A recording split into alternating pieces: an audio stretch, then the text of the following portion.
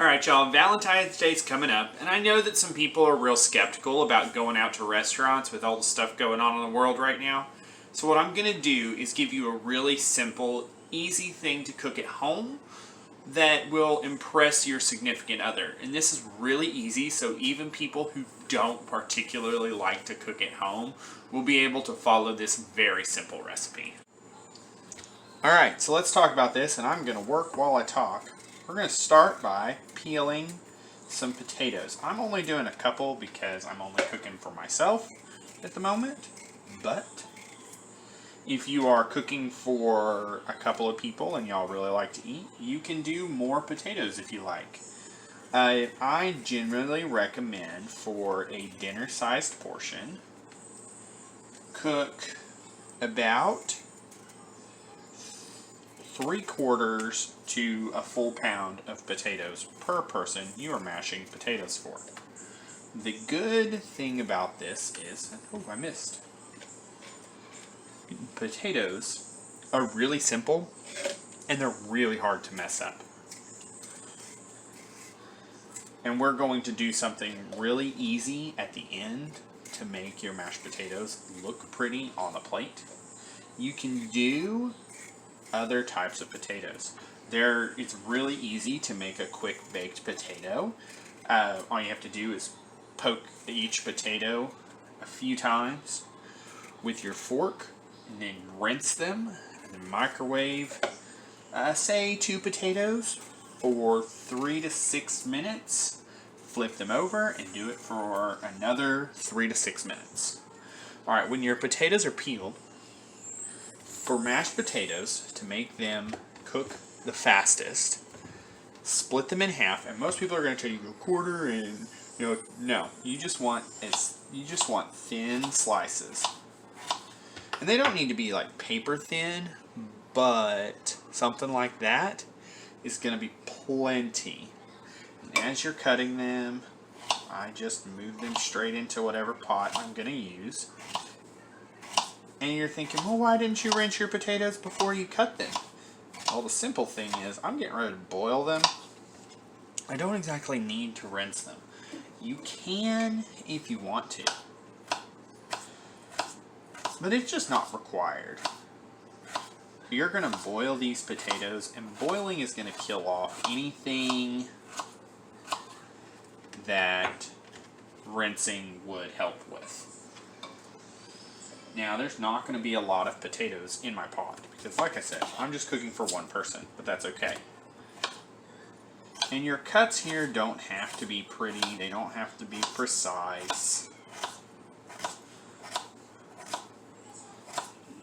You're going to mash them in the end, but the closer they are to even, the more uniform the texture of your potatoes is going to be. So we're going to get these potatoes cut up.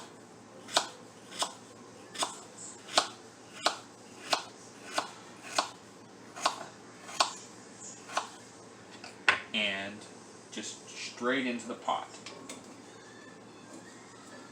And I like to make sure they're all broken up so that you can see all the individual pieces. Now you're going to want to get water into this pot quickly because your potatoes are going to start oxidizing. So you just need enough water to cover all of your potatoes, and it's not a whole ton when you're really working with small batches. The next thing you want to do is go ahead and salt those, and be generous with the salt at this point. Now I'm going to move these over to my burner that boils the quickest and get that going. Those are on to their highest setting on your quickest boil burner. Go ahead and start working on the next part of this. I have a boneless, skinless chicken thigh. And next to me, I have a small skillet that I am heating up. And you do want to start heating this skillet as quickly as possible because you don't want to put cold food on a cold skillet. You also don't want to put cold food on a hot skillet. So you do want your chicken to be as close to room temperature as possible when it goes into the pan. While your chicken is sitting here, simple salt, pepper, garlic powder. You don't need a whole lot. If you want to add other seasonings, you can. Chicken is one of those blank canvas type things. I like to add Tony Chachere's or some parsley and oregano.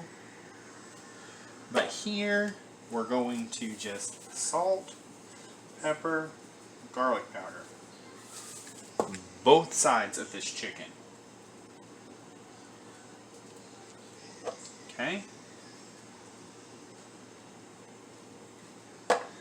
We have patted all of the excess liquid out of this beforehand.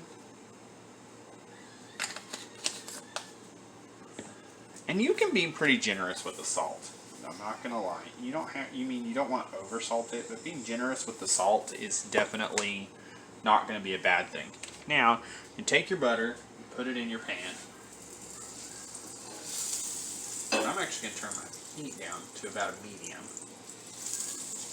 And with butter, you want to wait. You see how quickly it's melting.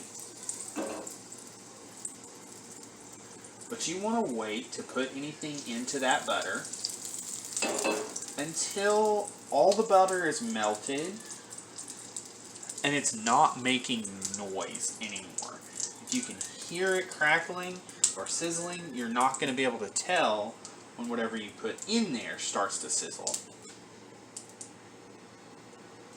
Alright, so mine has stopped making noise now, and I'm going to find the side with the most fat, and that is actually the side I'm going to put down first.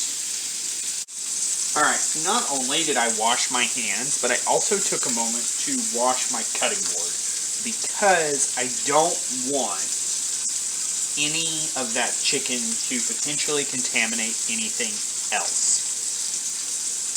We are waiting for our potatoes to come up to a boil, and we're letting our chicken cook. You don't want undercooked chicken, but at the same time, you also don't want overcooked chicken. And that's part of why we went with a chicken thigh instead of a chicken breast. Chicken thighs are a little bit more forgiving. So what you want to do is look for this nice golden brown texture. We like to call that G-bad. And then give it a flip. And we are going to wait now and just let that cook. Once our potatoes are up to a boil, we're going to go ahead and set ourselves a timer for 10 minutes. These potatoes are pretty thin, so they will not take very long to cook all the way through. If you do cut your potatoes more chunky, you're going to want to add 5 to 7 extra minutes onto that. Alright, so chicken is not a protein that I like to take risks with. So when it is good and brown on both sides, and you're absolutely sure, I go ahead and cover it with a lid. You're going to want to check on it every few minutes to make sure it's not overcooking. And you can actually take a thermometer to this if you have one and check it for an internal temperature of 165 degrees. Or you can take your spatula and poke at it. You want it to have very little give, but still have some give to it. And you're going to cut this up later, so if it's not 100% done, it's not going to be the end of the world because you can always throw it back in the pan. But the goal here is to get it done and have it rested before you cut into it. Alright, so when your chicken is done, turn your pan down. And you're going to want to remove that chicken straight over here. Now, there's still a lot of good fat in that pan, and we are going to use that to our advantage here in just a minute. I am actually going to add just a little bit of extra butter to it. Not a whole lot. because I only have about a tablespoon of flour over here, but you do want to make sure that there is enough butter in the pan. Alright, from this point, mashed potatoes are easy. Judge your amount of butter you need based on your potatoes. I don't have very many, so I can probably get away with about a tablespoon of butter. Throw that in there. And that butter is cold on those mashed potatoes. While it's already cold, take some of your garlic powder and mix that straight in. It's going to give you a garlic mashed potato feel, but you're not adding very much, so it's not going to overpower the flavor. You only need maybe a tablespoon to 2, depending on how many you're doing, and then just start mashing. And you don't want to add your milk yet. You don't want to add your milk or any dairy or anything else until you've already got most of the mash that you're after. Okay, because you don't want to add too much and turn this into soup. And if you don't have a fancy potato masher like this, go to the dollar store, or if you live in the UK, Poundland, whatever, literally $1.10. Take just a little bit at a time. You don't want to add all your milk at once. My milk has been sitting out for a couple of minutes, so it's not quite cold. It's a little bit closer to room temperature. And you can see how just a little bit of milk smoothed out that texture. I didn't use even a quarter of what was in that container. Now, the next thing you need to do while your potatoes are like this is taste them. Now I know that now my potatoes need a little bit of pepper. If you have it, use white pepper. It looks a little bit better. And a pinch more salt. Not a whole lot more salt, because I salted it pretty good in the water. And that's going to carry over. And get that going. Alright. And now that is done. And that's half the battle. Alright, you can see here that our butter is completely melted. I'm going to add a little bit of heat to it, not a whole lot. And take a tablespoon of flour. Just dump that right in. And once that's in, you're just going to keep stirring. And there's all sorts of flavor in this pan right now.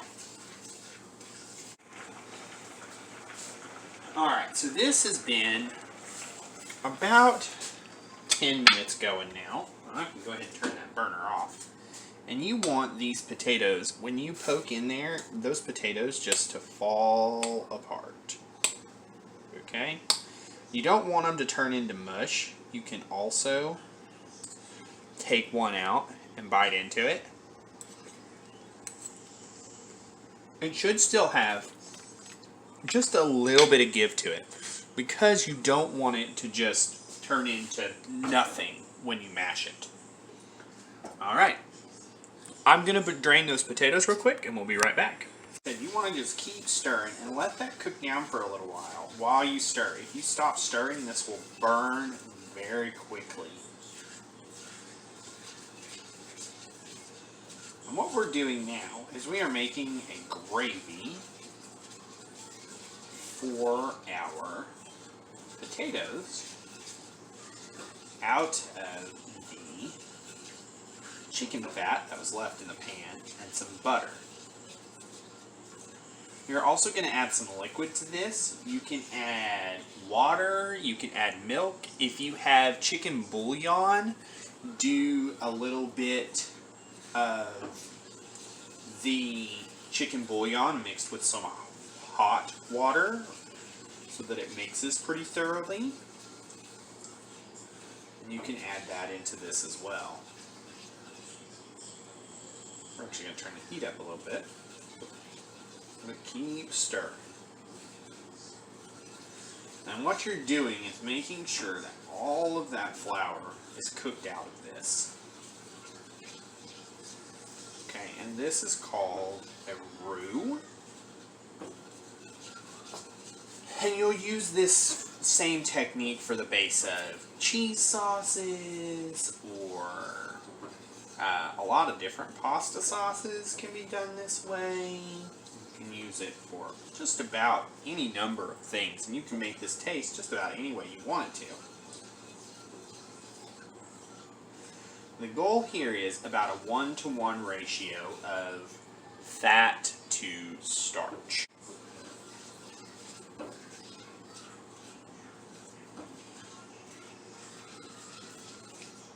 Alright, you're just going to keep that going.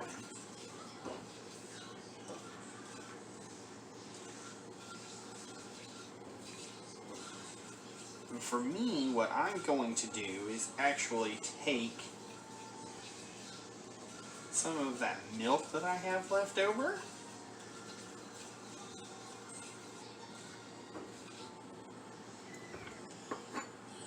I'm going to add that straight to this. And it's going to steam, and it's going to bubble, but you're going to push it, and it's going to thicken up for a second. Okay, and you're just going to keep stirring it. And you see that dark color, that's good, that's what you want. That dark color tells us that our roux is where we want it. And so then, when you've got all that, just take the rest of your milk and add it in. Turn your heat down low. And stir to combine. And you're going to want to stir it pretty thoroughly here. And you're just going to want to keep doing this until it comes out smooth.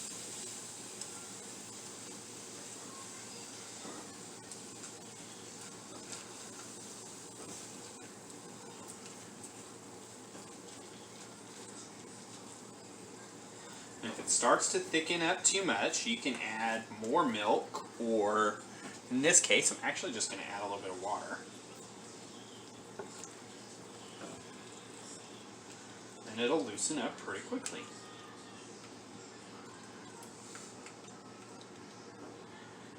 Alright, so we can turn the heat off. That's done. And it's a nice gravy consistency. Alright.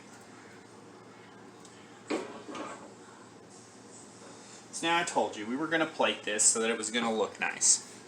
So what I suggest is find the plate you want to use and a small bowl that fits pretty well in the center here. I just use my potato masher and I move those potatoes straight into the bowl, and I happen to have made just enough for one portion.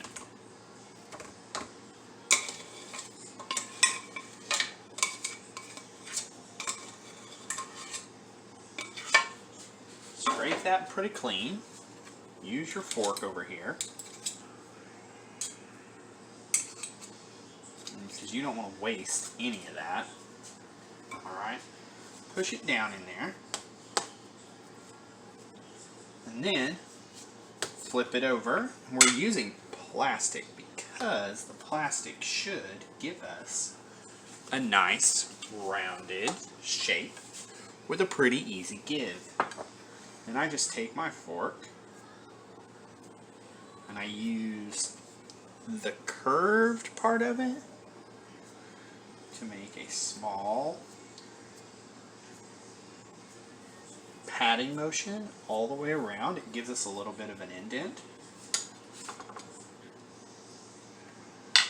And then you take your nice thick gravy and just slide it right in there.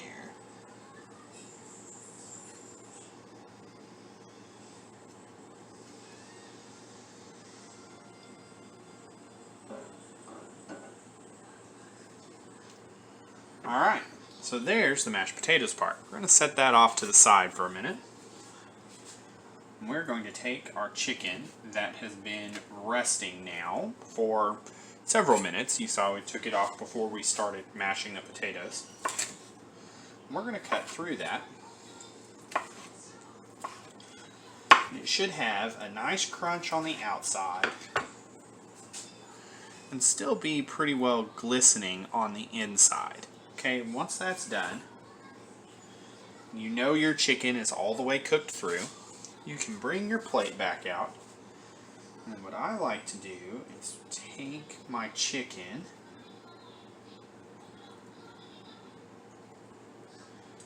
just make it look pretty along the outside of your potatoes. Now, if you want to make this a complete meal, I would add some vegetables, whether that be some asparagus or some corn or what have you. And there you have it. Mashed potatoes and gravy, ready for Valentine's Day.